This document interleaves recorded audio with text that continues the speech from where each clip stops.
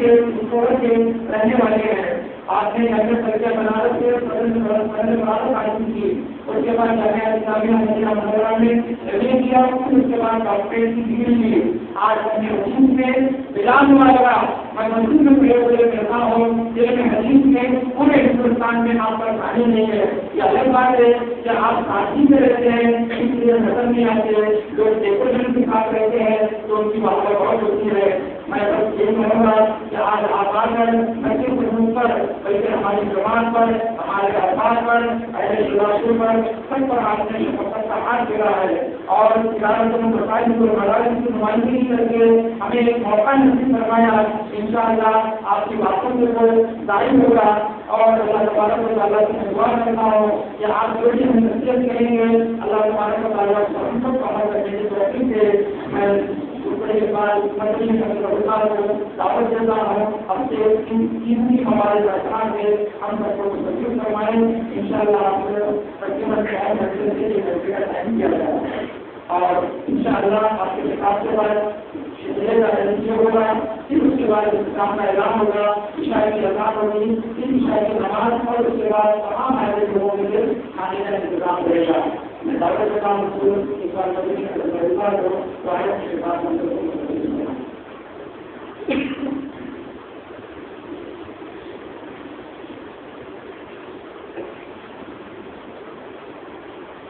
إن الحمد لله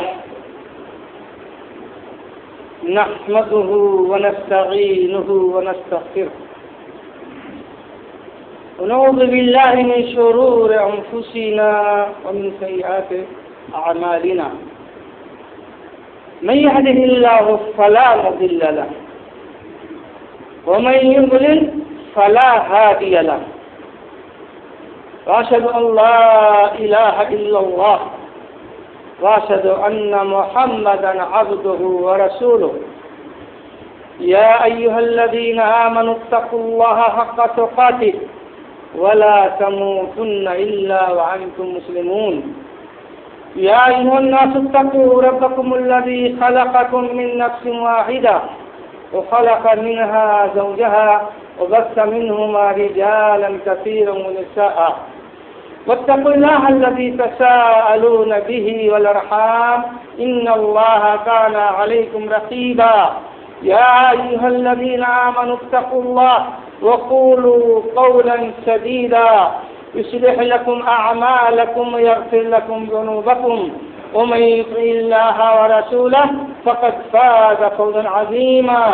أما بعد فإن خير الحديث كتاب الله وخير الهدي هدي محمد صلى الله عليه وسلم وشر الأمور محدثاتها وكل محدثة بدعة وكل بدعة ضلالة وكل ضلالة في النار. أعوذ بالله السميع العليم من الشيطان الرجيم. بسم الله الرحمن الرحيم. وأن المساجد لله فلا تدعوا مع الله أحدا.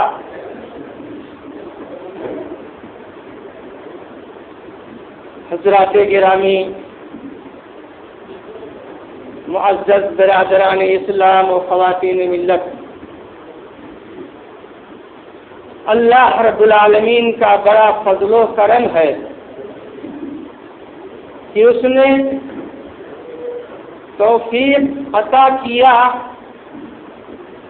کہ اس مبارک مجلس میں شرکت کر سکوں اور آپ حضرات سے مل کر کے جو خوشی ہوئی یقیناً وہ فی الحال قابل بیان نہیں. میرے عزیز طاہر بیگ نے جو تعارف پیش کیا ہے میں سمجھتا ہوں کہ یہ ان کا حسن ظن ہے اور جو باتیں انہوں نے کہی ہیں حقیقت یہ ہے اس کی تعبیر بس یہی ہے کہ من دانم کہ من عالم. میں کیا ہوں میں اپنے بارے میں خوب جانتا ہوں. میں 1 گھنٹہ کی تقریر شاید باعث کبھی کیا ہوتا. حاجی صاحب نے مجھ کو 1 گھنٹہ کا وقت دیا ہے جو ہماری عادت کے بالکل خلاف ہے، اور حقیقت یہ ہے کہ مجھ کو بہت زیادہ تقریر کرنے کی عادت بھی نہیں ہے۔ اگر میں کہوں کہ میں جانتا بھی نہیں تقریر کرنا کیا ہے تو برا نہیں ہوگا، بیجا نہیں ہوگا، تو پھر اس طرح کی تعریف یقیناً بالکل غیر مناسب ہے۔ میں ایک عام اہل علم کی طرح ایک طالب علم ہوں۔ اللہ رب العالمین سے دعا کیجئے آپ حضرات میرے لیے کہ اللہ رب العالمین علم نافع عطا فرمائے، اور جو علم ہے اللہ رب العالمین اس کو پہنچانے کی توفیق عطا فرمائے۔ بہرحال یہ موقع کتنا ہی سعادت مندی کا موقع ہے جب اللہ رب العالمین کا ایک گھر تعمیر ہو اور اس کے آس پاس میں پڑوس میں رہنے والے، محلہ میں رہنے والے اللہ رب العالمین کی یاد کے لیے اور اللہ رب العالمین کی عبادت کے لیے یہاں آئیں اور اپنی زندگی کو بہتر سے بہتر بنائیں اور اپنا رابطہ اللہ رب العالمین سے مضبوط کریں۔ یقیناً مسجد کا تعمیر ہونا کسی بھی محلے میں یہ بڑی سعادت مندی کی چیز ہوتی ہے، محلہ والے لوگوں کے لیے، بلکہ یہ ذمہ داری بھی ہوتی ہے، اور یہ ذمہ داری کوئی معمولی ذمہ داری نہیں ہے۔ ابھی آپ نے جو گفتگو سنی حضرت مولانا عبدالرحیم صاحب مکی حفظہ اللہ سے، اس سے یہ بات بالکل واضح ہو گئی کہ مسجدوں کے بنانے کا کام یہ انبیاء و رسول کا کام تھا۔ چنانچہ سب سے پہلے اس روئے زمین پر اللہ رب العالمین کے حکم سے حضرت ابراہیم علیہ السلام اور حضرت اسماعیل علیہ السلام نے مل کر کے اللہ رب العالمین کے ایک گھر کی تعمیر کی تھی، جو گھر اللہ رب العالمین نے خانہ کعبہ جہاں آباد ہے آج مکہ مکرمہ کے شہر میں، اس کو بنانے کا حکم دیا تھا، اور وہ وہی گھر ہے جو ابراہیم اور اسماعیل علیہ السلام و تسلیم نے تعمیر کیا تھا۔ بھلے حالات کے گزرنے سے اس میں کمزوری آئی، اس میں دراریں آئیں، اس کے تعمیر کرنے کی ضرورت پڑی، لوگوں نے اس کو بنانے میں کچھ تبدیلی بھی کی ضرورت محسوس کیا، انہوں نے اس تبدیلی کے حساب سے اس کی تعمیر کی۔ حضرت ابراہیم علیہ السلام نے جب بنایا تھا اس کو، تو اس کی شکل بس ویسے ہی تھی جیسے کہ اپنے عیدگاہوں کی شکل ہوا کرتی ہے کہ چاروں طرف سے وہ ایک گھیری ہوئی زمین معلوم ہوتی ہے، تھوڑی اونچی دیواریں رہتی ہیں، بس اسی طریقے سے ان لوگوں نے اس کو تعمیر کیا تھا۔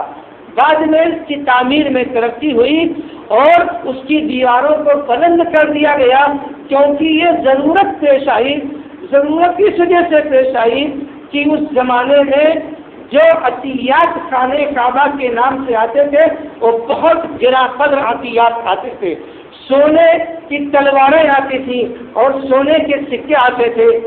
اب جانتے ہیں کہ انسان کے دلوں میں مال کی اتنی لالچ ہوتی تھی کہ انہوں نے خانہ کعبہ کی اس دیوار کو ہاج کر کے اس کے خزانوں کو چوری کر لیا، لہذا یہ ضرورت محسوس ہوئی کہ دیوار کو اور اونچا کر دیا جائے اور اوپر سے اس کو بند کر دیا جائے۔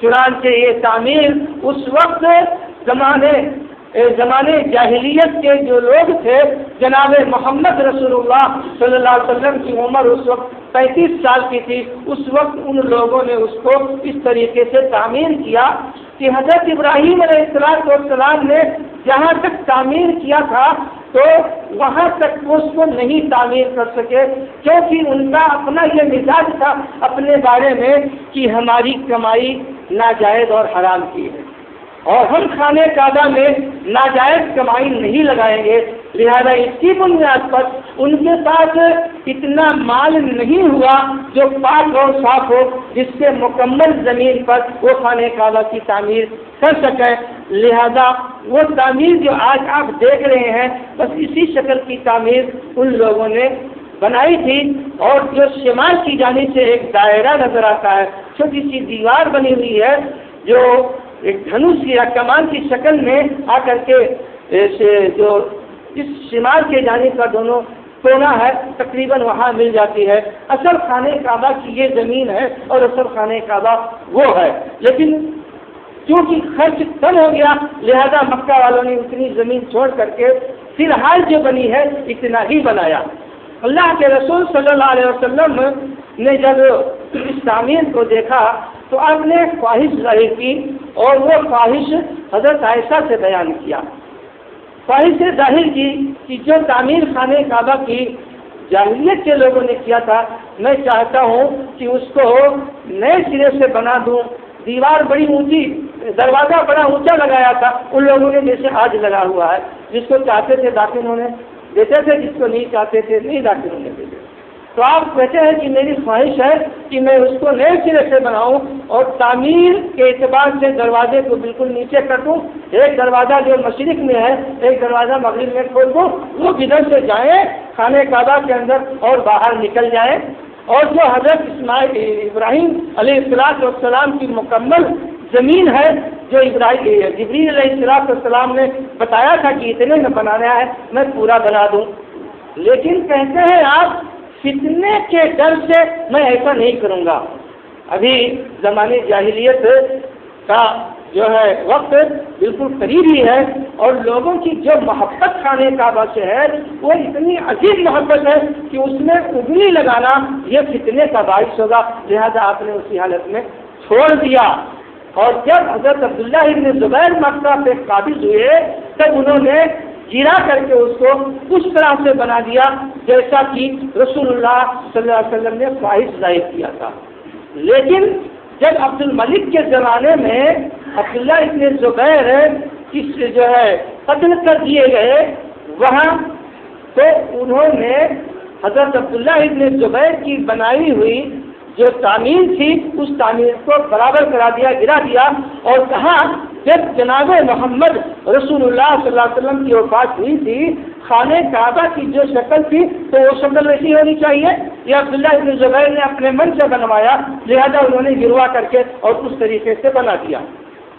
بعد میں ان کو یہ پتا چلا کہ یہ تعمیر جو عبداللہ ابن زبیر نے کرائی تھی یہ جناب محمد رسول اللہ صلی اللہ علیہ وسلم کی خواہش تھی۔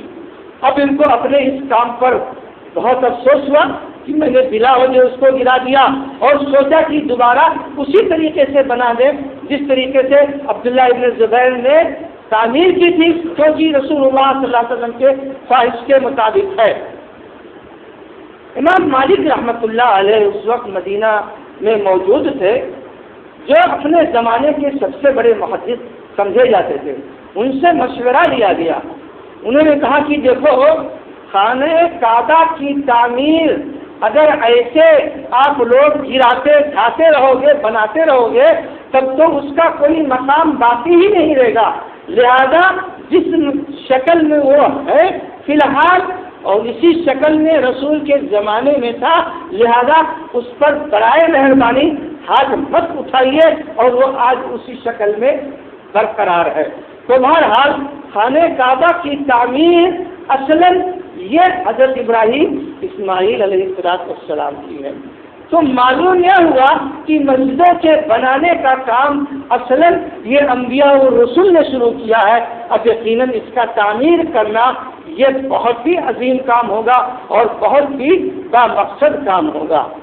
اگر مسجدوں کی تعمیر کی اہمیت نہ ہوتی تو جناب محمد رسول اللہ صلی اللہ علیہ وسلم اس پر توجہ نہیں دیتے، لیکن جیسے ہی آپ کو موقع ملا، ابھی آپ کی ہجرت مکمل نہیں ہوئی ہے، ابھی یوں سمجھیے کہ آپ سفر ہی میں ہیں، قبا میں ہیں، لیکن پہنچتے ہی اللہ کے نبی صلی اللہ علیہ وسلم نے وہاں مسجد قبا کی بنیاد ڈال دی، مسجد تیار ہو گئی۔ اس کے بعد نبی صلی اللہ علیہ وسلم یہاں آئے مدینہ منورہ، اور مدینہ منورہ جب آپ پہنچے بنی نجار کے قبیلے میں جب آپ اترے جہاں آپ کا ننیالی رشتہ لگتا تھا، سب سے پہلی ضرورت آپ نے یہ محسوس کیا کہ مسجد کی تعمیر ہونی چاہیے، چنانچہ مسجد نبوی کی تعمیر ہوئی، نہ کسی مزدور کی ضرورت، نہ روپے پیسے کی ضرورت، زمین اللہ کے نبی صلی اللہ علیہ وسلم نے اپنے پیسے سے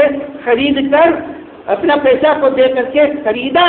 جن کی زمین تھی وہ مفت میں دینا چاہتے تھے، نبی نے نہیں لیا، کیونکہ اگر اس کا پیسہ لے لیا جاتا تو ممکن ہے کہ لوگ فخر کرتے، مسجد نبوی کو لے کر کے خاندان والے کہتے ارے یہ میری دی ہوئی زمین ہے، یہ میں نے بنوایا ہے، میرے باپ دادا کی جگہ ہے، تو یہ چیز بالکل بیجا ہوتی۔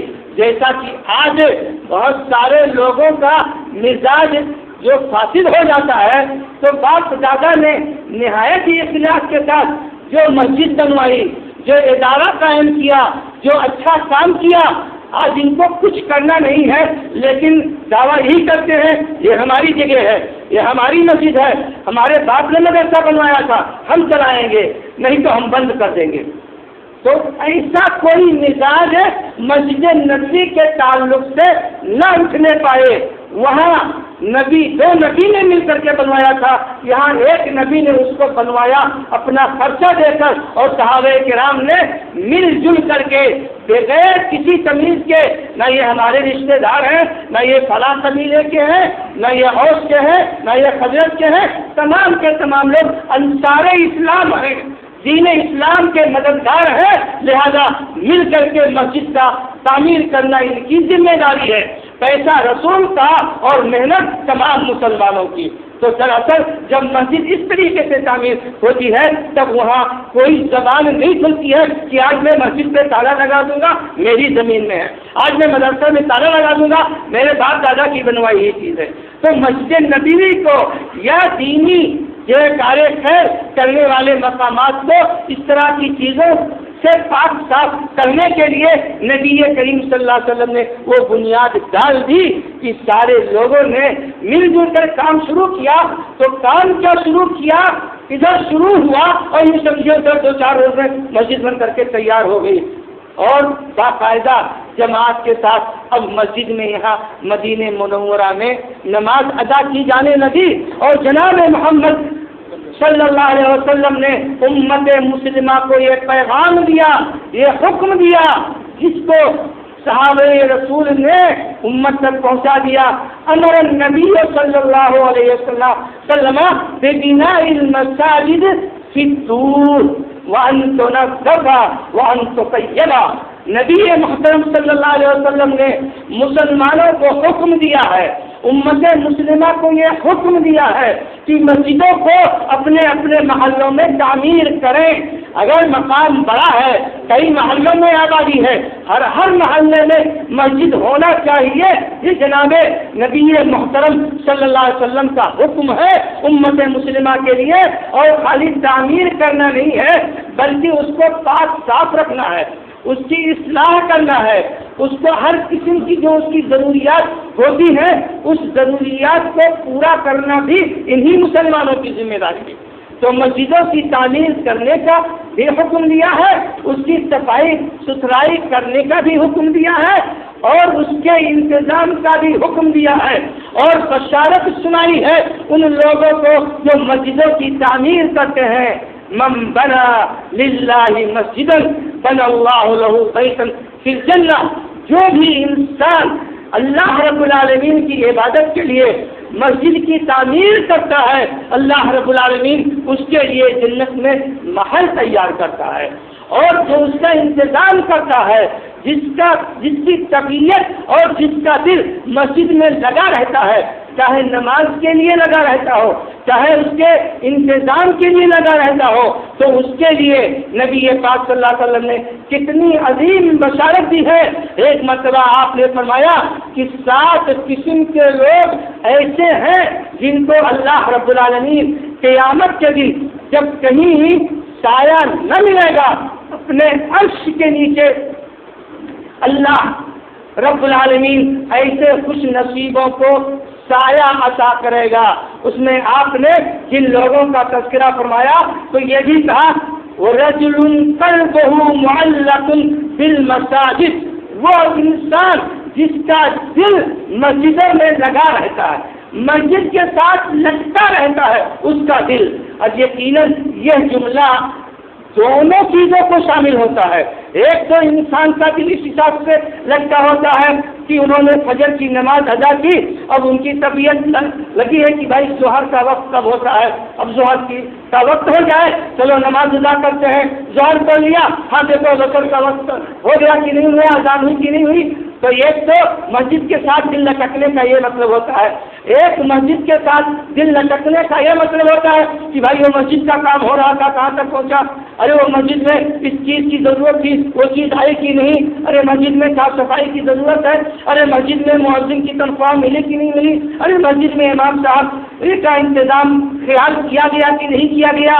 تو ایسے لوگوں کو یہ بشارت رسول اللہ صلی اللہ علیہ وسلم نے دیا ہے کہ عرش کے نیچے رب العالمین قیامت کے دن ان کو سایہ عطا کرے گا جب کہیں سایہ ملے گا ہی نہیں۔ تو اب دیکھیے کہ مسجد کا معاملہ مسلمانوں کے لیے فضیلت کی بھی چیز ہے اور ذمہ داری کی بھی چیز ہے۔ اور آپ دیکھیے پورے تاریخ اسلام کو دیکھ لیجئے کہ کہیں بھی جہاں مسلمانوں کی بستی ہوتی ہے وہاں وہ بستی مسجد سے خالی نہیں ہوتی ہے۔ ایک مسلمان کا وجود مسجد کے وجود سے پہچانا جاتا ہے۔ جناب محمد رسول اللہ صلی اللہ علیہ وسلم کی عادت تھی کہ جب آپ کہیں جاتے تھے، کسی قوم پر حملہ کرنا ہوتا تھا تو آپ صبح کے وقت کا انتظار کرتے تھے کہ اس بستی سے اذان کی آواز آتی ہے کہ نہیں، فجر کے اذان کی آواز آتی ہے کہ نہیں۔ اگر آواز آ گئی تو آپ چلے جاتے تھے کہ یہ مسلمانوں کی بستی ہے، آواز نہیں آتی تو آپ حملہ کرتے اس پر۔ تو ایک مومن کی پہچان کیا ہے؟ ایک مسجد ہے اور مسجد سے اٹھنے والی آواز ہے صدائے اللہ اکبر۔ جہاں تک مسجد کے بنانے کا جو مقصد ہے اس مقصد کی ایک بنیادی وضاحت خود اللہ رب العالمین نے فرمائی ہے، وَأَنَّ الْمَسَاجِدَ لِلَّهِ، مسجد اللہ کے لیے ہوتی ہے۔ اب اللہ کے لیے ہوتی ہے، اس میں اللہ کی عبادت بھی شامل ہے، اس میں نماز کا ادا کرنا بھی شامل ہے، اس میں قرآن کریم کا پڑھنا بھی شامل ہے، اس میں دین کی باتیں سیکھنا بھی شامل ہے، اور اس میں وعظ و نصیحت کرنا بھی شامل ہے، اس میں درس و تدریس کرنا بھی شامل ہے، اس میں خطبے دینا بھی شامل ہے، اور اس میں اور جو دیگر مسلمانوں کے ضروریات ہوتے ہیں دین کی خاطر وہ بھی شامل ہے، کیونکہ مسجدیں اللہ کے لیے ہے، اللہ کی دین کے لیے ہے، اللہ رب العالمین کی عظمت اور اس کے بلندی اور اس کے نام کو بلند کرنے کے لیے ہے۔ تو لفظ جو اللہ رب العالمین نے استعمال کیا تو ایک ایسا لفظ استعمال کیا جہاں بہت ہی وسیع معنی پایا جاتا ہے۔ جناب محمد رسول اللہ صلی اللہ علیہ وسلم نے اپنی سیرت سے یہ ثابت کر دیا کہ ایک مسجد دراصل مسلمانوں کی پوری ضروریات کو ادا کرنے کے لیے کافی ہو سکتی ہے، دین سے چاہے اس کا تعلق ہو چاہے سیاست سے اس کا تعلق ہو۔ مسجد میں قیدی بھی لا کر کے باندھے جاتے تھے، مسجد میں مریض بھی لا کر کے سلائے جاتے تھے۔ وہ مسجد کیا تھی؟ جناب محمد رسول اللہ صلی اللہ علیہ وسلم کا پارلیمنٹ ہاؤس تھا۔ ساری چیزیں سارے فیصلے وہیں سے ہوتی تھی، وہ خود آتے تھے، ملاقات وہیں سے ہوتی تھی۔ تو وَأَنَّ الْمَسَاجِدَ لِلَّهِ، مسجد اللہ کے لیے ہے، بس ایک موٹی سی بات ہے۔ اب آپ اس کی جتنی بھی تشریح کرنے چاہو ساری تشریح اس میں آ جائے گی، اور نبی کریم صلی اللہ علیہ وسلم کی سنت اور آپ کی سیرت نے بالکل اچھی طریقے سے وضاحت کر دیا ہے۔ لیکن بنیاد جو ہے اصل وہ کیا ہے؟ اللہ کی عظمت کو بلند کرنے کے لیے، اللہ کی عبادت کے لیے، یا اللہ کے دین کو سیکھنے کے لیے اصل مقصد کیا ہے کہ اللہ رب العالمین کی عبادت ہو، اور عبادات میں سب سے عظیم ساری عبادات کا مظہر اور ساری عبادات کا نمائندہ یہ نماز ہے۔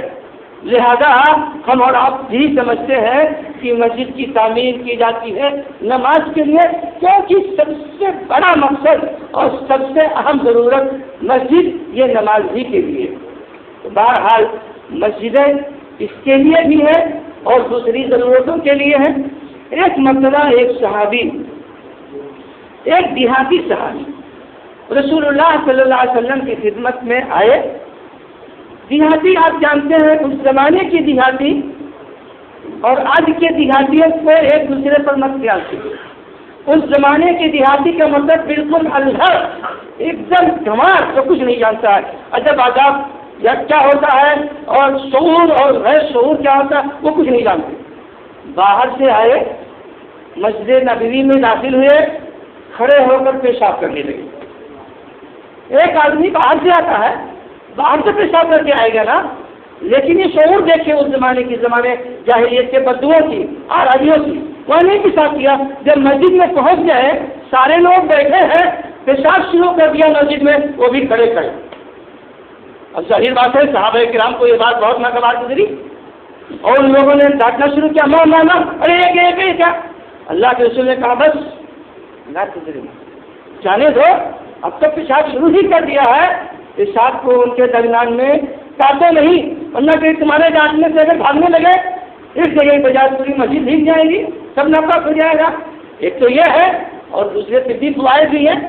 بہرحال جب بات ہو گئی، پیشاب کر لیا، اللہ کے رسول نے کہا کہ اس پہ لا کے ایک ڈول پانی ڈال دو اور اسے کہا کہ دیکھو یہ مسجدیں جو ہوتی ہیں یہ اللہ کے ذکر کے لیے ہوتی ہیں، نماز ادا کرنے کے لیے ہوتی ہیں، قرآن کریم کی تلاوت کرنے کے لیے ہوتی ہیں۔ یہاں نجاست ڈالنا، اس کو گندا رکھنا، یہ سب چیز درست نہیں ہے، صحیح نہیں ہے۔ نہایت ہی پیار محبت سے اللہ کے نبی صلی اللہ علیہ وسلم نے ان کو سمجھا کر کے اور دین کی باتیں بتا کر کے واپس کر دیا۔ تو مسجد دراصل کس کے لیے ہے؟ اس حدیث کی روشنی میں آپ نے بتایا اللہ کے ذکر کے لیے ہے، نماز ادا کرنے کے لیے ہے، قرآن کی تلاوت کے لیے ہے، کیونکہ عظیم جو مقاصد ہیں ان مقاصدوں میں سے یہ چیز بھی ہے۔ اور یہ بھی کہا کہ اس میں گندگی اور کچرا اور یہ سب چیزیں مناسب نہیں ہوتی ہیں، اور یہی حکم اللہ رب العالمین نے حضرت ابراہیم اور حضرت اسماعیل علیہ السلام کو بھی دیا تھا۔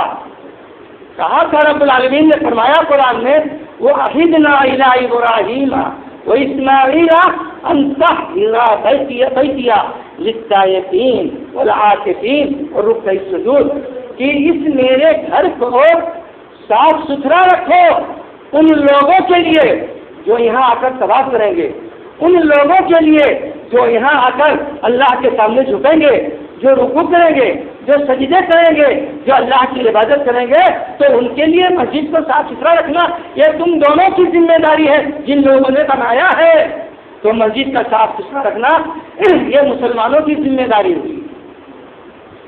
اب آئیے جو سب سے اہم مقصد ہے وہ کیا ہے؟ نماز ادا کرنا، یہ سب سے اہم مقصد ہے۔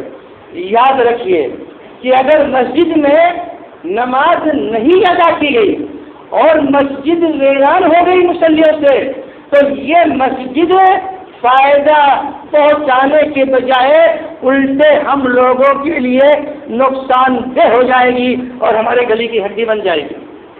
مسجد موجود ہے، وہاں لیٹرین بھی موجود ہے، باتھ روم بھی موجود ہے، وضو خانہ بھی موجود ہے، صاف ستھری جگہ ہے، ساری چیزیں میسر ہیں، پھر مسجد ویران کیوں ہو گئی مصلیوں سے؟ کیا جواب ہوگا میرے بھائیوں؟ اس وقت جب یہ سوال ہوگا کہ اللہ رب العالمین نے تم کو ایک ماحول دیا تھا، تمہاری ضرورت ساری کی ساری مسجد میں پوری ہو رہی تھی، پھر کون سی وجہ ہے کہ تم لوگوں نے مسجد کو آباد نہیں کیا اور ہر مسلمان مسجد سے دور ہوتا رہا، اور نتیجہ یہ ہوا کہ دھیرے دھیرے مسجد بنی ضرور، دو چار اچھے لوگ اس میں جمع ہوئے، اچھی جماعت قائم ہوئی، لیکن 2-4-10 دن کے بعد، مہینہ کے بعد پتہ چلا یہ 2-4 بوڑھے آدمی مسجد میں ہیں اور بقیہ مسجد ویران ہو گئی۔ تو مسجد ویران ہو گئی تو یہ ویران کس نے کیا؟ کیا یہ ویران کرنا خود اپنے ہمارے آپ کی ذمہ داری، آباد کرنا ہماری آپ کی ذمہ داری نہیں تھی؟ تو آباد کرنا یہ ذمہ داری تھی، لیکن ہم نے اس کے الٹا کر کے اس کو کیا کر دیا؟ ویران کر دیا۔ تو اگر آباد کرنی ذمہ داری تھی، ہم نے آباد نہیں کیا تو ہم مجرم ہوئے، اور وہ ویران ہو گئی تو سب سے بڑے مجرم ہم ہوئے۔ اور اگر اللہ سے اپنا رشتہ مضبوط رکھتے اور اللہ کی عبادت وہاں ہوتی تو ہم اللہ رب العالمین کے سب سے قریبی رہتے اور ہر جگہ کامیاب اور کامرا ہوتے۔ دنیا میں بھی یہ نماز ہماری برائیوں کے ختم کرنے کا ذریعہ ہے، قبر میں یہ نماز ہمارے کام آنے والی ہے، میدان محشر میں پہلا سوال اللہ رب العالمین اہل ایمان سے نماز کے بارے میں کرے گا، اور رمز کے طور پر اللہ رب العالمین وہاں یہ حکم دے گا پورا امت محمدیہ کو جمع کر کے، ہر وہ انسان جو اللہ کا کلمہ پڑھتا ہے اور جو نبی کو اپنا نبی اور رسول مانتا ہے اور اپنی نسبت دین اسلام کی جانب کرتا ہے، امت محمدیہ میں اپنے آپ کو سمجھتا ہے، خواہ وہ فاسق اور فاجر ہو، عقیدے کے اعتبار سے بھی خراب ہو، لیکن سب کو اکٹھا کیا جائے گا، اور اللہ رب العالمین نبی کریم صلی اللہ علیہ وسلم کی سفارش کی بنیاد پر ان لوگوں کا حساب کتاب امت محمدیہ کا سب سے پہلے کرے گا، اور حکم یہ ہوگا کہ اب سب لوگ اکٹھا ہو گئے ہو، چلو سجدہ کرو اللہ رب العالمین کو۔ یوم یکشف عن ساق ویدعون الی السجود فلا یستطیعون، کہ اللہ رب العالمین کہے گا سجدہ کرو۔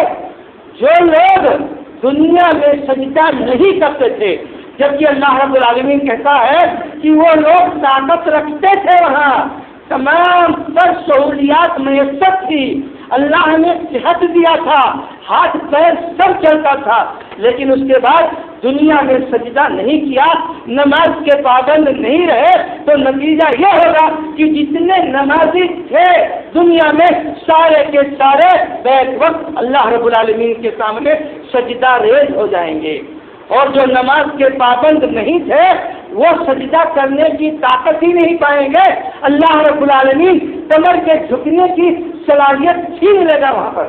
اگر سجدہ کرنے کی کوشش کریں گے سیدھے زمین پر الٹے منہ گریں گے۔ فیصلہ ہو گیا، روز محشر کی کیا گداز قوت، اولی پرش سے نماز قوت، یہ ہم لوگ اپنی مسجد کے دیواروں پر بھی لکھ دیتے ہیں کہ سب سے پہلے جب انسان مجبور ہوگا، فقیر اور محتاج ہوگا اللہ کی مدد کا، تو اس وقت اللہ رب العالمین سب سے پہلا سوال کس کا کرے گا؟ نماز کے بارے میں کرے گا۔ اب یہ جو لوگ سجدہ میں گر گئے نمازی حضرات، اب ان کو سمجھیے گرین چینل دکھا دیا گیا، یہ پاس ہو گئے، سب کے سب کامیاب ہو جائیں گے، یہ بشارت مل گئی۔ اور جو لوگ سجدہ نہیں کر سکے اب گویا کہ ان کا معاملہ بہت سخت ہو گیا، اور یہ ریڈ چینل والے ہو گئے، زبردست چکن ہوگی، ایسے لوگوں کی چکن اب بہت زبردست ہوگی، اور جن کو پہلے ہی دن ہرا سنگل مل گیا تو سمجھو کہ ان کی چکن اب جب حساب کتاب اللہ کرے گا تو ادھر الٹ پلٹ کر کے مسئلہ ختم جاؤ، کیونکہ پہلے ہی سے ان کو ٹکٹ کنفرم مل گیا ہے کہ یہ لوگ وہ ہیں جو دنیا میں اللہ رب العالمین کا نام بلند کرتے تھے، جو دنیا میں اللہ رب العالمین کے حکم کے پابند تھے، اور جو دنیا میں سب سے عظیم عبادت جو سارے دین اسلام کا مظہر تھا، اور جو کلمہ پڑھنے کے بعد سب سے پہلی ذمہ داری تھی وہ ادا کرنے والے لوگ تھے۔ لہذا نمازی پاس، بے نمازی سے حساب بالکل آسان ہے نماز ادا کرنے والوں کا۔ اور یہ چیز آپ کو ہم کو کہاں سے حاصل ہوتی ہے؟ اسی مسجد سے حاصل ہوتی ہے۔ تو مسجد کا تو ماشاء اللہ اتنا فائدہ ہے جس کا ہم لوگ جس کو سوچ بھی نہیں سکتے، گن بھی نہیں سکتے۔ مسجد کا وجود خود زینت سے ہی یہ اپنی جگہ پر دین اسلام کی عظمت اور بلندی کی دلیل ہے، اور یہی وجہ ہے کہ اللہ رب العالمین نے مسجد کی تعمیر کو بہتر سے بہتر اور اونچا سے اونچا بنانے کا حکم دیا ہے۔ چنانچہ دیکھیے عموماً مسجدیں اونچی زمین پر تیار ہوتی ہیں اور منارہ لگا کر کے اس کو اور اونچا کر دیا جاتا ہے. فی بیوت اذن اللہ ان ترفع، یہ وہ مکانات ہیں جن کو بلند بالا بنانے کا حکم اللہ رب العالمین نے دیا ہے. تو یہ بلند بالا جگہوں پہ ہوتی ہے، اونچے اونچے منارے ہوتے ہیں. یہ منارے دین اسلام کی عزت اور آبرو پر دلالت کرتے ہیں، یہ اہل ایمان کی عظمت پر دلالت کرتے ہیں. اس کا اپنا ایک روحانی منظر ہوتا ہے. جہاں حقیقی معنوں میں صاحب ایمان ہوتے ہیں وہاں منزلیں کھچاکھچ بھری ہوتی ہیں، وہاں لوگوں کی انگلیوں میں تسبیح کے لیے حرکت ہوتی ہے، وہاں لوگوں کے ہاتھ اللہ رب العالمین کے دربار میں اٹھے ہوئے ہوتے ہیں، وہاں اللہ رب العالمین کے کلام کی تلاوت ہوتی ہے، اور وہاں ایک ایسا عظیم روحانی منظر ہوتا ہے کہ اس منظر کو دیکھ کر کے لوگ ایمان لاتے تھے. چنانچہ حضرت ثمامہ ابن اسال رضی اللہ تعالیٰ عنہ کا واقعہ یہاں ذکر کرنا مناسب ہوگا، جو جناب محمد رسول اللہ صلی اللہ علیہ وسلم کے انتہائی بدترین دشمن تھے. جیسا کہ انہوں نے بتایا کہ آپ کا چہرہ دیکھنا گوارا نہیں مجھ کو، اور آپ کا یہ شہر مدینہ، اس مدینے کا نام لینا مجھ کو پسند نہیں ہے. میں چاہتا ہوں کہ چاہتا تھا کہ تمہارا چہرہ نہ نظر آئے اور یہ مدینہ کا شہر اس کا ستیہ ناش ہو جائے. اتفاق سے یمامہ کے رہنے والے تھے نزدیک رسول اللہ صلی اللہ علیہ وسلم کے صحابہ گئے تھے سریہ میں، اتفاق سے پکڑے گئے. وہ جانے نہیں کون ہے، پکڑ کے لائے. جب یہاں لایا گیا مسجد نبوی میں قیدی کے طور پر باندھ دیا گیا. کافر قیدی مسجد نبوی میں اس کو باندھا گیا. جب دیکھا ارے یہ یمامہ کا قبیلے، یمامہ کا سردار ثمامہ ابن اسال لایا گیا ہے، یہ تو بہت بڑی زبردست کامیابی ہم لوگوں کو مل گئی. ان کو باندھ دیا گیا. اللہ کے رسول صلی اللہ علیہ وسلم نے کچھ بھی نہیں کہا.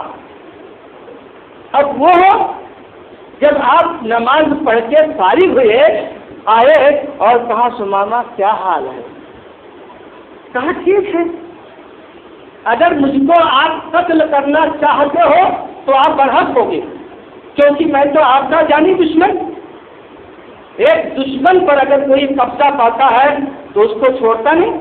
تو اگر آپ کو قبضہ ملا ہے آپ قتل کر دیں تو آپ کا قتل کرنا برحق ہوگا، آپ کوئی مجرم نہیں سمجھے جائیں گے.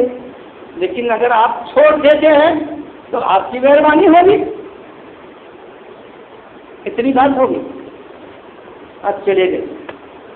دوسرے دن پھر یہی سوال آپ نے کیا، پھر وہی جواب آپ کو ملتا ہے کہ اگر آپ اکرام کرتے ہیں تو ایک اچھے آدمی پر کرتے ہیں، آپ جو احسان کریں گے اس کا بدلہ میں دینے کی صلاحیت رکھتا ہوں. ٹھیک ہے، چلے گئے.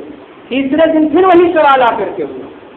اب یہ ثمامہ ابن اسال جو اتنے بڑے دشمن تھے، اب وہاں مسجد کا جو ماحول ہے مسجد نبی کا پورا نظارہ اور پوری روحانی کیفیت وہاں کی ہے. سب دیکھتے ہیں کس طریقے سے یہ صاحب ایمان وہاں آ کر کے مل بیٹھتے ہیں، کس طریقے سے ایک دوسرے کا حال چال پوچھتے ہیں، کیسے ایک اٹھتا ہے دوسرے کا ہاتھ پکڑ لیتا ہے اور چلیے چلے ہمارے گھر تھوڑا بہت جو ہے آپ کی ضیافت کر دوں، اور کس طریقے سے آ کے یہاں تک سر سجود ہوتے ہیں، اور کس طریقے سے یہ اللہ کی کلام کی تلاوت کرتے ہیں، اور کس طریقے سے یہ راتوں کو جاگ کر کے قیام اللیل کرتے ہیں. یہی ساری چیزیں وہ روزانہ دیکھ رہے ہیں. 3 دن تک دیکھا، لیکن رسول نے نہ کوئی زبردستی کیا نہ زور دکھایا، کوئی بات نہیں کی. بس یہی پوچھتے تھے ثمامہ کیا حال ہے. اور ثمامہ اس وقت تک اپنی زبان سے یہ بھی نہیں کہتے تھے کہ چھوڑ دیجیے میں ایمان لاؤں گا، کیونکہ قبیلے کا سردار. یہ ایک ہار کی بات ہے. لوگ کہتے ہیں ثمامہ کو باندھ لیا گیا تھا، باندھے ہوئے حالت میں ڈر کے مارے ایمان لایا، لیکن انہوں نے اظہار نہیں کیا. ہاں آپ نے تیسرے دن کا چھوڑ دو ثمامہ کو چھوڑ دو. صحابہ نے رسی کھول دیا. ثمامہ خاموشی سے اٹھتے ہیں. مسجد کے بازو میں ایک باغ تھا، باغ میں جاتے ہیں، وہاں غسل کرتے ہیں. غسل کر کے آگے جناب محمد رسول اللہ صلی اللہ علیہ وسلم کے ہاتھ میں ہاتھ ڈال کر کے کہتے ہیں اشہد ان لا الہ الا اللہ واشہد ان محمد رسول اللہ، اور دین اسلام میں داخل ہو گئے. قبیلے نجد کا سردار دین اسلام میں داخل ہو گیا، کسی نے کہا بھی نہیں ایمان لے آؤ، کسی نے سمجھایا بھی نہیں، یہ ایمان کون دلوایا؟ یہ اپنی مسجد کا روحانی منظر۔ اور قبیلے کے سردار کے ایمان لانے کا مطلب اس زمانے میں کیا ہوتا تھا؟ پورا قبیلہ ایمان لاتا تھا، کیونکہ قبیلے کی سردار کی مخالفت کرنے کی اس زمانے میں کسی کے اندر ہمت اور جرات بھی نہیں ہوتی تھی۔ اور یہی نہیں بلکہ انہوں نے کہا کہ اللہ کے نبی صلی اللہ علیہ وسلم میں عمرہ کرنے جا رہا تھا، وہ پکڑ گیا تو اب کیا جاؤں؟ آپ نے کہا کہ ہاں جاؤ تو ضرور، لیکن مجھ کو ڈر لگتا ہے، خطرہ لگتا ہے، کہیں مکہ والے جان جائیں گے تو ستائیں گے۔ کہا چھوڑ دیجیے میرے اوپر۔ گئے اور وہاں خانہ کعبہ کا طواف کرنے لگے تو وہاں کے لوگوں نے کہا سنا تو بددین ہو گیا ہے، خانہ کعبہ کا طواف نہیں کر سکتے۔ کہا بددین نہیں ہو گیا ہوں، میں دین اسلام کو میں قبول کر چکا ہوں اور میں جناب محمد رسول اللہ صلی اللہ علیہ وسلم کی فوج کا ایک سپاہی ہوں۔ اگر تم مجھ کو طواف نہیں کرنے دیتے تو تمہاری خیریت نہیں رہ جائے گی، میں تم کو بھوکوں مار ڈالوں گا، کیونکہ تمہارا تجارتی قافلہ تمہارا یمامہ سے گزرتا ہے اور یمامہ ہی سے تمہارے یہاں گیہوں آتا ہے، تب جس کے بل پر تم زندہ ہو۔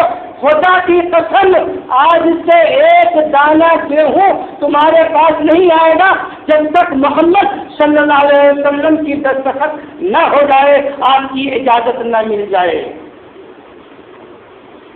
یہ فائدہ مسلمانوں کا کہاں سے ہوا؟ مسجد کے اس روحانی ماحول سے ہوا۔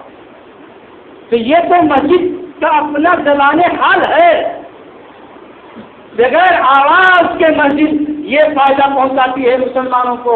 ایک طرف پورا امامہ جو جنگجوؤں کا سب سے بڑا مرکز تھا اور جو مسلمانوں کے سب سے بڑے دشمن تھے وہ ایمان لا رہا ہے، اور ایک طرف مکہ والوں پر اتنی مضبوط گرفت ہو رہی ہے کہ حضرت رسول کی اجازت کے بغیر تم لوگوں کو غلہ نہیں ملے گا۔ اور جب ایک مؤذن اپنی آواز بلند کرتا ہے اور مسجد سے وہ آواز بلند ہوتی ہے، اس وقت کا منظر دیکھیے کیا ہوتا ہے۔ اللہ رب العالمین کی عظمت اور اس کی بڑائی کا اعلان ہوتا ہے۔ ایک مومن اپنے رب کو پہچانتا ہے کہ میرا رب سب سے عظیم ہے، اللہ اکبر، میرے رب کے بالمقابل کائنات میں کچھ نہیں، سارے کائنات کا مالک وہی، سارے کائنات کا خالق وہی، سارے کائنات کا چلانے والا وہی۔ یہ کس سے ہم سنتے ہیں؟ پہلے ہی دن یہی اذان پیدا ہوتے ہی ہمارے کان میں ڈالی جاتی ہے، کیونکہ ہماری مسجد سے یہ آواز نکلے گی روزانہ، اے بچے، اور تیرے کان میں آواز پڑے گی، آج ہی تو سمجھ لیجیے کہ اللہ رب العالمین ہی اس کائنات کا مالک ہے، وہی سب سے بڑا ہے۔ کئی مرتبہ کہا جاتا ہے، اور اللہ رب العالمین کو جب تو جان گیا تو اس کے ساتھ جان لے اشہد ان محمد رسول اللہ، کہ محمد صلی اللہ علیہ وسلم یہ اللہ کے نبی اور رسول ہے۔ اب اللہ کی پہچان ہو گئی مسجد سے نکلنے والی آواز سے، اللہ رسول کی پہچان ہو گئی مسجد کے نکلنے والی آواز سے۔ حیا علی الصلاۃ، کامیابی کی طرف آؤ، نماز ادا کرنے کے لیے آؤ۔ حیا علی الفلاح، حیا علی الصلاۃ، آؤ کامیابی کی جانب، آؤ نماز ادا کرنے کے لیے۔ کامیابی کس میں ہے؟ گویا کی دین پر عمل کرنے کے لیے۔ جب انسان نماز کا پابند ہو گیا، دین پر عمل کرنا اس کے لیے آسان ہو گیا۔ ہم نے پہچان لیا اپنے دین کو۔ بہت عظیم باتیں اور نہایت ہی منفعت بخش باتیں، یہ وہ تین بنیادی چیزیں ہیں میرے بھائیوں جو ہمارے سوال کا جواب ہیں۔ کون سا سوال؟ جب ہم دفن ہو گئے، قبر میں پہنچیں گے اور منکر نکیر جب وہاں آئیں گے تو یہی تینوں سوال ہوگا۔ یہ تینوں سوال مسجد سے متعلق۔ اپنے رب کو جانے، ارے مسجد کا منہ نہیں دیکھا تو رب کو کیا جانے گا؟ انسان جانے گا اپنے رب کو جب کبھی اللہ اکبر کا معنی پر دھیان ہی نہیں دیا، ادھر کہتے ہیں اللہ اکبر، وہ جا رہا ہے ادھر اپنا، تو اللہ کو پہچانے سوال یہ ہوگا من رب کا، کیا جواب ہوگا میرے بھائیوں؟ من نبیوں کا، نبی کون ہے؟ کون جواب دے گا؟ وہ مصلی جواب دے گا جو روزانہ کان لگائے رہتا ہے کہ اشہد ان محمد رسول اللہ والی آواز آئی مسجد سے۔ کون جواب دے گا؟ ماں دین کا، اپنے دین کو کچھ جانتے اور جو نماز نہیں جانتا وہ دین کو کیا جانے گا؟ جو مسلمان نماز نہیں جانتا سمجھو وہ دین کو جانتا ہی نہیں ہے، اور اگر جاننے کے باوجود نہیں کرتا ہے تو دین میں اس کا کیا باقی بچا؟ تو سوال ہوگا تمہارا دین کیا ہے؟ اس کا جواب یہی مسجد دیتی، 5 وقتہ جواب ہم کو ملتا ہے، من ربو کا، من نبیوں کا، ما دینوں کا۔ ان تینوں چیزوں کو دین اسلام میں اصول ثلاثہ کہا جاتا ہے۔ 3 بنیادی ضوابط اور 3 بنیادی قاعدے۔ جب انسان ان تینوں بنیادی قاعدوں کو سمجھ لے گا تو یقیناً وہ اللہ کے ہاں کامیاب ہو جائے گا۔ قبر کی کامیابی یہ اللہ رب العالمین کے ہاں آخرت کی کامیابی کی دلیل ہے، یہی سے ابتدا ہے۔ جس نے سوالوں کا جواب دیا وہ کامیاب ہوا، اور جس نے سوالوں کا جواب نہیں دیا وہ ناکام ہو گیا۔ ہاں میرے بھائیوں، قبر میں جب ایک مومن دفن کر دیا جاتا ہے، کسی بھی وقت دفن کیا جائے، اس کے سامنے ایک منظر پیش کیا جاتا ہے۔ کون سا منظر؟ عصر کی نماز کے بعد کا منظر، سورج کے غروب ہونے کا منظر۔ اب جو منظر پیش کیا جاتا ہے اس وقت منکر نکیر سوال کرنے کے لیے آتے ہیں اس میت سے جو دفن کر دیا گیا ہے۔ وہ مقام، قبر کی وہ تاریکی اور وہ مشکل انتہائی شدید ترین مشکل ہے۔ کوئی وہاں پرسان حال نہیں ہے، کوئی حامی مددگار نہیں ہے، اور جو منکر نکیر آئے ہیں ان کی شکل اتنی بھیانک ہے کہ ہم اور آپ تصور بھی نہیں کر سکتے۔ دیکھتے ہی انسان جو ہے ہمارے خوف کے آواز نہیں نکال پائے۔ لیکن یہ نمازی کی بات سنیے، جب وہ آئیں گے ادھر وہ منظر پیش کیا جائے گا۔ اب یہ سوچیں گے کہ اس سے سوال اور جواب کریں تو اس سے کہیں گے کہ سوال کرنا ہے ذرا جواب دیجیے۔ وہ کہے گا ارے دیکھتے نہیں ٹائم کیا ہو رہا ہے، نہ کوئی غم، نہ کوئی خوف، نہ کوئی خطرہ۔ تو نمازی، یہ نمازی اللہ کا بندہ اتنا عظیم ہوگا رب العالمین، ہو گیا اللہ رب العالمین کی نگاہ میں کہ قبر میں دفن ہوتے ہی اللہ رب العالمین کی مدد پہنچتی ہے، بالکل نگر دیکھو اور بیدار ہوتا ہے۔ ارے نظر نہیں آتا، وہ دیکھو سورج ڈوب رہا ہے اور عصر کی نماز ابھی میں نے نہیں پڑھی، نماز پڑھ لوں گا تب سوال جواب کرنا۔ یہ جرات، یہ جسارت کس کو ہوگی؟ نماز کی پابندی کرنے والے کی ہوگی۔ ہاں میرے بھائیوں، یہ کتنا عظیم فائدہ ہے۔ پھر وہ آئیں گے اور اب پھر وہ کہیں گے کہ ارے یہ نماز پڑھنے کا اب مقام نہیں رہ گیا، یہ تو اللہ رب العالمین نے موقع تم کو دنیا میں دیا تھا، اب وہ آنے جو جانے دو، اور اس سے تمہارا مطلب نہیں ہے، مطلب تو اس وقت تھا جب تم کو یہ حکم اللہ نے دیا تھا، اور جس وقت تمہاری نیند وہ نکالی گئی اس وقت تمہارا تمام مسئلہ ختم ہو گیا۔ چلو اب نماز پڑھنا نہیں ہے، سوال کا جواب۔ بہرحال اب وہ بندہ کو سوال کے جواب دینے میں کیا ہے جس کو اپنے منتہی سے ڈر ہی نہیں لگتا ہے۔ ہاں دین، ارے رب کو جانتے اپنے؟ ارے رب کو کیوں نہیں جانتا؟ اللہ میرا رب ہے، وہی تمام کائنات کا خالق ہے، میں اسی کی تو عبادت کرتا تھا۔ اچھا، اور اپنے نبی رسول کو ارے نبی کیوں نہیں جانوں گا؟ جناب محمد رسول اللہ صلی اللہ علیہ وسلم واضح ہدایت لے کر ہمارے پاس آئے تھے، انہی کے تو دین پر میں عمل کرتا تھا، وہی تو ہمارے رہبر تھے، وہی تو ہمارے رہنما تھے، وہی تو ہمارے پیشوا تھے، ان کو کیوں نہیں جانوں گا؟ زندگی بھر اسی کے نظام پر ہم نے عمل کیا، نبی کی سیرت اور نبی کی سنت، یہی تو ہمارا جو ہے امتیازی شان تھا۔ ہم تو کسی کے در پر گئے بھی نہیں، ہم نے تو اپنا راستہ کسی سے لگایا ہی نہیں۔ سوال ہوگا اچھا دین، ارے دین کیا؟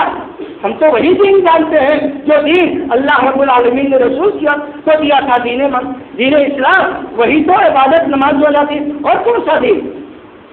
مسلک مذہب نہیں، سوال دین کا ہوگا، یہ نہیں ہوگا کس مسلک کے ماننے والے تھے، دین کیا تھا، فوراً جواب دے گا کہ ہمارا دین وہی تھا بھائی جو دین اسلام ہے۔ نبی صلی اللہ علیہ وسلم کو جو آخری پیغام دیا گیا تھا الیوم اکملت لکم دینکم، وہ کون سا دین؟ چنانچہ دیکھیے کتنا عظیم فائدہ ہو رہا۔ بہرحال اب ان تمام تر فائدہ کے ہونے کے باوجود اگر ہم اپنی غفلت، اپنی کاہلی اور اپنی سستی سے ان تمام مواقع کو ضائع کر دیں تو ہم سے زیادہ پڑھ کر کے بیوقوف، احمق اور سفیہ اس روئے زمین پر کوئی نہیں ہوگا۔ جی ہاں میرے بھائیوں، کون نہیں جانتا ہے دین اسلام کے مسائل کو؟ روزانہ تقریر کرنے کی ضرورت ہو رہا ہے، سب جانتے ہیں، لیکن توجہ کی کمی ہے، غفلت ہو رہی ہے، کوتاہی ہو رہی ہے، سستی ہو رہی ہے، توجہ کی صرف ضرورت اور کچھ نہیں۔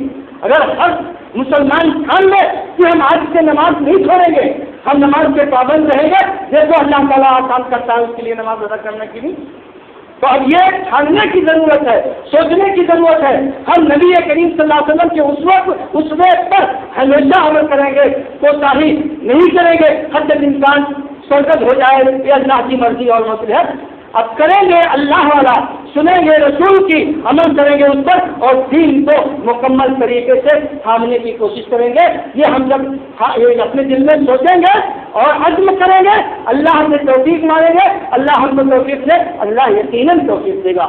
اللہ رب العالمین سے دعا ہے کہ اللہ رب العالمین ہم تمام مسلمانوں کو صحیح معنی میں صاحب ایمان بنا۔ رب العالمین ہم تمام لوگوں کے دل و دماغ کو ایمان کی روشنی سے منور فرما دے۔ رب العالمین ہمارے دلوں میں جناب محمد رسول اللہ صلی اللہ علیہ وسلم اور آپ کے سنت اور آپ کی سیرت کی حقیقی محبت پیدا کر دے، وہ محبت جو ہم کو عمل کرنے پر اکسائے۔ جناب محمد رسول اللہ صلی اللہ علیہ وسلم کی سنت اور آپ کی سیرت کی روشنی سے اللہ رب العالمین ہمارے قلب و جگر کو روشن فرما دے۔